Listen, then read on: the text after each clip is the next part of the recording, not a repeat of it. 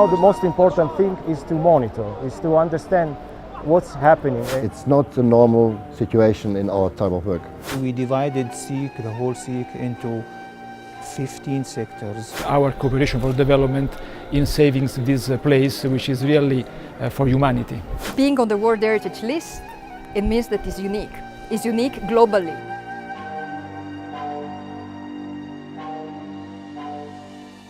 Petra, in general terms, is subject to many natural hazards like earthquakes, weathering, that means the erosion of the sandstone that is very friable, and floods. We have many challenges in the site, natural and human. Natural like geology, and you can see all the way of the site, even in the SIQ area. And the human by the local people, by our conservation, by the people who are doing conservation and restoration for the site. In 2009, we were alerted as a UNESCO office in Amman that there was one large block of stones in one of the narrowest parts of the SIQ that had a very large crack all around, and it was prone probably to collapse. So we brought some technical expertise with us from the Italian Geological Institute to look at the block of stone together with the Jordanian geologist and the Jordanian engineer, and then build up a technique for the stability of this block of stone. We asked for funding from the World Heritage Committee in Paris to do a rapid assessment of the SIQ to see which area were more prone at block instability, and did the first survey. We worked for about a year and a half with simpler methodologies, just measuring the crack movement and the visual, recognitions of area at risk, mapping on a GIS mapping, and so on. And all this material prompt the preparation of a larger project and a larger plan, that is the one that we are implementing now during these days and for a 3 years period. In light of this background, UNESCO undertook a program geared towards the protection of this heritage in cooperation with various local and international partners. Italian government is very interested in big sites around the world, so we'd like to preserve also the monuments in the world.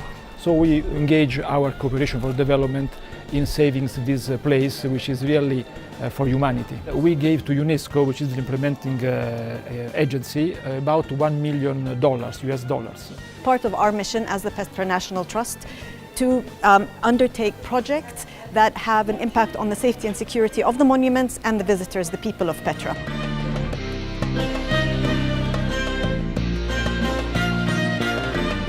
When I come down with ISPRA and UNESCO, and also with the people of the park, we make an overview of the SIQ, and we find the worst section where there is the dangerous rock and wall to analyze. Now the most important thing is to monitor, is to understand what's happening and what are the typology of movements, potential movements, and what are the causes of this displacement. The scanning is the main support tool for the geologists. I mean, the geologists are the core of the project, but they need information, spatial information about the SIQ, and we are providing this information. The laser scanning process, which we are using, collects millions of surface points. The laser scanner hits the surface of the object, the signal is come back, and the result is a point. Then we connect these points and we create a surface, which you can compare to a computer game. This computer model which we've got covers the whole SIQ. We've now got a computer model of the complete SIQ, 1.2 kilometers of millions and millions of points. And these points can now be used, or the model which we create can be used by the geologist to determine the position of cracks, to measure the length of cracks, to decide where they must do intervention. And we can also monitor over time. You can come back in a month's time and scan again, and you can see the differences. Actually, we divided SIQ, the whole SIQ, into 15 sectors, so to easily control the measuring process. And the main rule is to supervise and control all surveying measurements in SIQ. We are dealing with each sector as a single units, and we are dealing on the data on a larger unit, in the full units, to understand the micro structures and the macro structure of the SIQ. For installing the monitoring device, we choose the most suitable situation which we find, and we suspect that instability will occur. We are using some crack gauges and inclinometers and manual deformometers in order to understand the deformation of the cracks in the major blocks that we have already detected as the most hazardous. The system is composed by two parts. One is the field part and one is the office part. In the field part, we have an automatic high accuracy total station like a TM30 that help them to automatically aim, recognize and measure all the prisms installed on the rocks and on the walls. After that, they move to the office and then they can compute and analyze all the data in a special software that gives them all the deformation and all the 3D displacement in the time.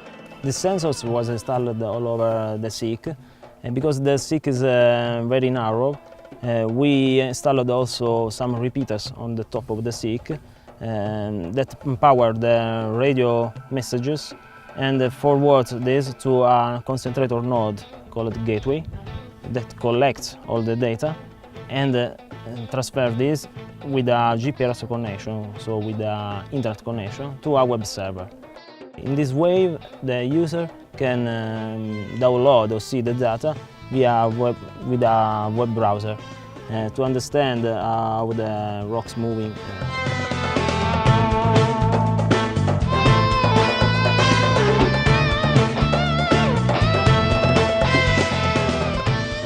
We had training on the devices, how it works, and how to assemble the device on the rocks, because we can't carry it as a one piece. So we take our drills with us and put the device, then we assemble the device on the rock, on the cracks and on the rock faces, so they can measure the movements of the rocks. So basically the training of the installment of the device was done on the first day when all the teams sat together.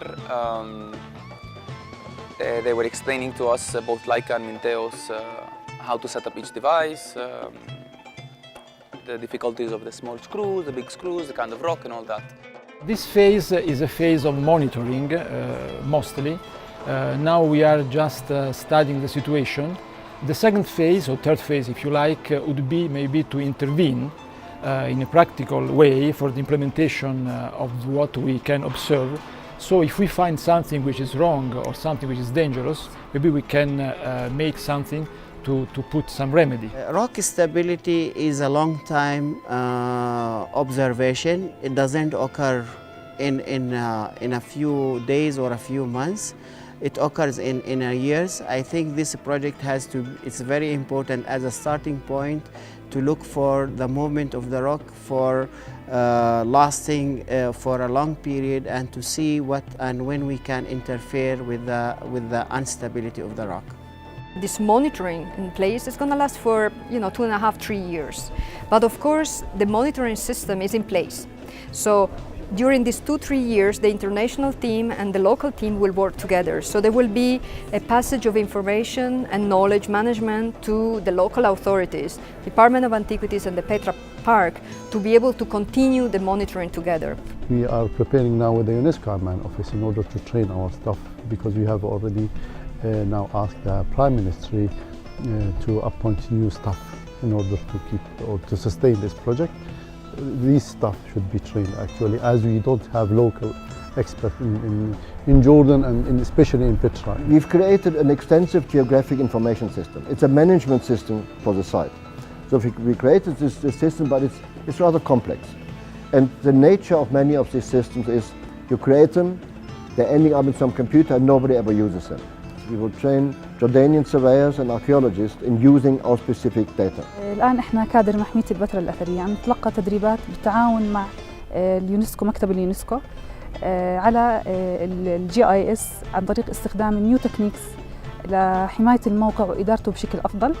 باستخدام طبعا ليزر سكانينج واستخدام يعني نيو فيتشرز. هاي الفيتشرز الجديده يعني بتساعدنا على انه ندير الموقع بشكل افضل ونتنبأ شو هي المخاطر اللي ممكن تصيب البتراء عشان نتخطاها في المستقبل.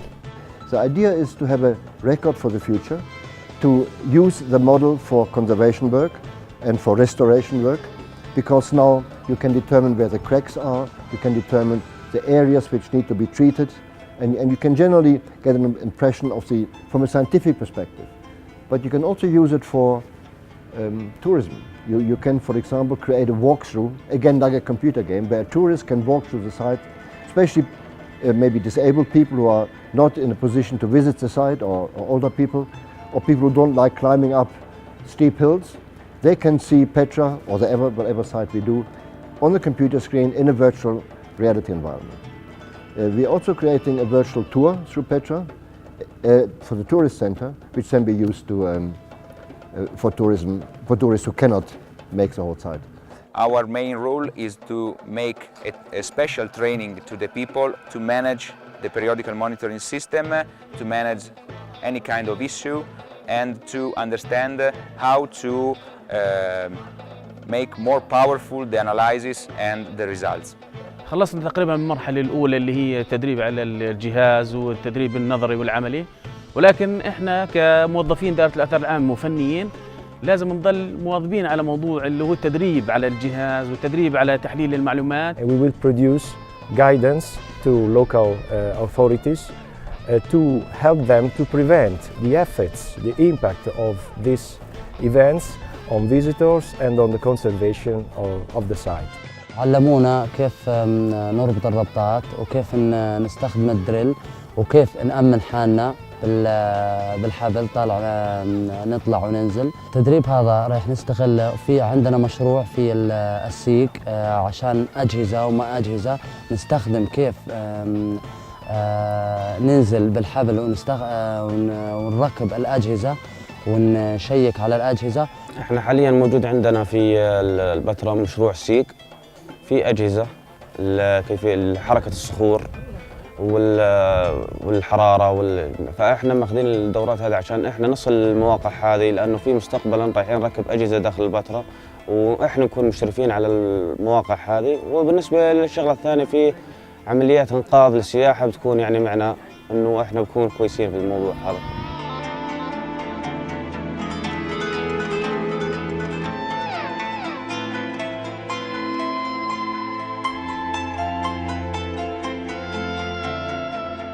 We are the first people to climb here. We're the first people to reach these points in Petra.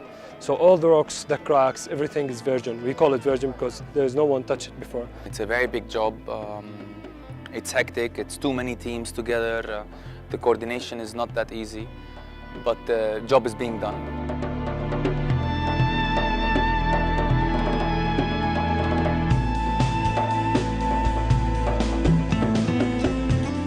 This is only the first phase of a long way ahead that we have started, and I think it's a very successful and excellent start for us with this international cooperation from the government of Italy as well as from the UNESCO office. It's not the normal situation in our type of work, so we had to develop new systems, and obviously UNESCO believes that we could do this. There are no other sites like this. There may be some site geological similar, maybe, but you know, having this geological environment used by the Nabateans in the way that they use it, with a very sophisticated management system, with a very sophisticated areas of carving of tombs and building construction, made it absolutely not unique, exceptional.